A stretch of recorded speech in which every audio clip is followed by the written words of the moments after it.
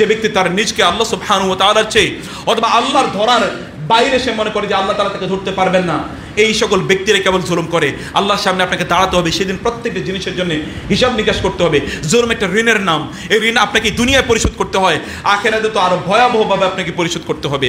রাসূলুল্লাহ সাল্লাল্লাহু আলাইহি ওয়াসাল্লাম তিনি আমাদেরকে জানিয়ে দিয়েছেন কিয়ামতের দিন এই জুলুম এটি আমাদের জন্য এটি এমন হবে যে এটি অন্ধকারাচ্ছন্ন হয়ে আসবে।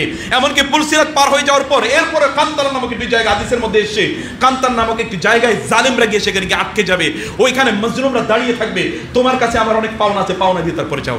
রাসূল সাল্লাল্লাহু আলাইহি ওয়াসাল্লাম বলেছেন কোন শিং ওয়ালা কোন বকরি যদি শিং ছাড়া কোনো গোত্রীকে গুঁতা দেয়, কিয়ামতের দিন আল্লাহ তাআলা দুটোকেই উত্থিত করবেন এবং শিং ছাড়া যেটি এটিকে শিং দিয়ে বলবেন তুমি ওর একটা গুঁতা দিয়ে দাও। আল্লাহু আকবার।